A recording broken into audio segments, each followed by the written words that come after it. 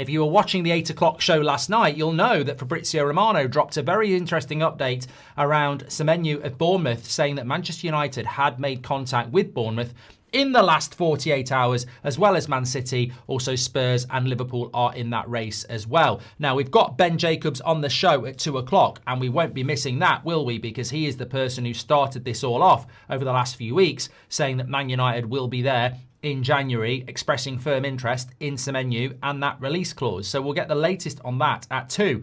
But what I can tell you this morning is that Manchester United and Ruben Amorim feel that if they go on this deal, they will get this deal done. They feel they have done the groundwork publicly and privately to convince Semenyo that Manchester United not only is the right option for him, but is the club that has made the biggest play for him as well. And I think that this does go back to the summer in some extent, where we did express interest but never really advanced it. And also the constant speculation that United have had over the last few weeks, with Amorim even name-checking what a special player he was at the weekend, and as per reports, having some conversations with him on the pitch and off the pitch on Monday night as well. So the real question is, well, if Man United are so confident they're going to get the deal done, will they get the deal done? And I think, honestly, what I would say is that we were in a very, very similar position with Liam Delap last April and early May, where we felt we'd done a lot of work, we felt we were the right option, and we felt we were getting the indication that we were the club that he was going to choose. So we must all be very careful of that, especially when you've got teams like Man City and Liverpool flirting around. I wouldn't be worried about Spurs. I don't think Crystal Palace would be worried about Spurs in a transfer race, so I don't think Manchester United should be. However, I do think that with Man City and Liverpool floating around, you do have to be a little bit careful. But the issue with Manchester United isn't actually convincing the player. They feel that even with Man United's dodgy last 10 years, you can still say to a player, we're a better club than Man City. And that might sound stupid and clippable and everything like that, but it does still work. It's worked with Cunha, it's worked with Mbeumo. There were Champions League clubs that wanted them and they chose Manchester United. That might be a mistake on their part. I'm not saying it isn't, but we do still have that pull of huge club, huge history, huge status, huge brandification if we're going to be cynical and mercenary about it. You know, you sign for Manchester United with 1 million followers, you're instantly going to be heading towards 10 in a very short period of time. You can monetize that. You can expand your brand. You can get bigger boot deals. So that is all part of it as well. And, you know, people don't like it, but it is part of it. But also, you're going to go straight into a Man United side. If Semenyo signs for Man United, he's going straight into a Man United side. If he goes to Man City, you might look at the treatment of Savinho, Grealish, Doku, and go, I don't know how much I'm going to play.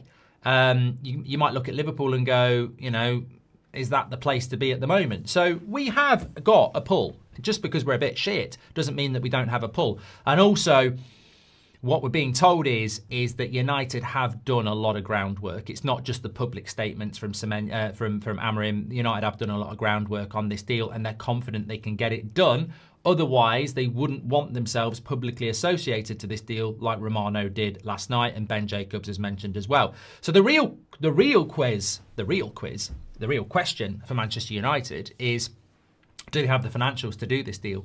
Is it the right deal to do when they clearly do need midfielders? So it's not even that there's a massive concern about convincing the player because they think they can do that. It's more about whether they can financially do the deal or whether it's the right deal to do in January.